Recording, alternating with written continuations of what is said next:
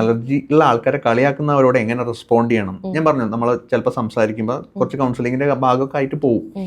നമ്മളടുത്തിപ്പോൾ ഒരാൾ കളിയാക്കുമ്പോൾ നമുക്ക് ആദ്യം പറയാവുന്നത് എന്താ, നമുക്ക് പലതരത്തിൽ അത് മാനേജ് ചെയ്യാം. ഒന്നാമത്തെ കാര്യം ഇഗ്നോർ ചെയ്യുക എന്നുള്ളത്. ഇഗ്നോർ ചെയ്യാന്ന് വെച്ച് കഴിഞ്ഞാൽ കുറച്ച് ബോധമുള്ള ആൾക്ക് മനസ്സിലാവും.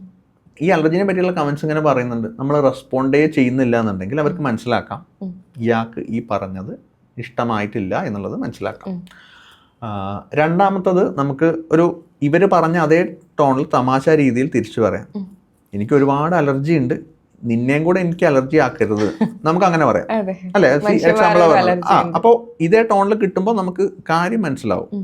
നമുക്ക് ചിലത് നമുക്ക് ഡയറക്റ്റ് ആയിട്ട് പറയാം, നീ ഇപ്പൊ കളിയാക്കുന്നത് എന്നെയല്ല, എൻ്റെ അസുഖത്തിനെയാണ്.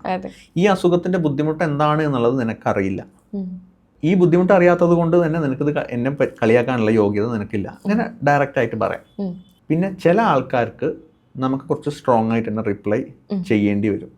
നിങ്ങൾ ഈ പറഞ്ഞത് എനിക്ക് ഒരു തരത്തിലും ഇഷ്ടപ്പെട്ടിട്ടില്ല, ഇനി കാണുമ്പോൾ ഈ ഒരു കാര്യം നിങ്ങൾ എന്നോട് പറയരുത് എന്നുള്ളത് ഇങ്ങനെയും പറയാം, വേറെ തരത്തിലും പറയാം. ഇതൊക്കെ കഴിഞ്ഞിട്ടും കളിയാക്കുന്ന ആൾക്കാരുണ്ടെങ്കിൽ വേറെ കുറേ ഭാഷകൾ നമ്മൾ പഠിച്ചിട്ടുണ്ടല്ലോ, ഇതൊക്കെ നമുക്ക് ഉപയോഗിക്കാം. കാരണം ഇവിടെയും സപ്രഷനാണ് വരുന്നത്. അല്ലെങ്കിൽ നമ്മൾ എന്തോ ഒരു പ്രശ്നക്കാരനാണ്, നമ്മൾ പുറത്തിറങ്ങി നടക്കേണ്ട ആളല്ല എന്നുള്ളൊരു കാര്യം വരും. അതിനോട് നമ്മൾ ഫൈറ്റ് ചെയ്യണം. അലർജിക്കാർ ഓൾറെഡി ഫൈറ്റ് ചെയ്യുകയാണ് ബോഡിയിൽ.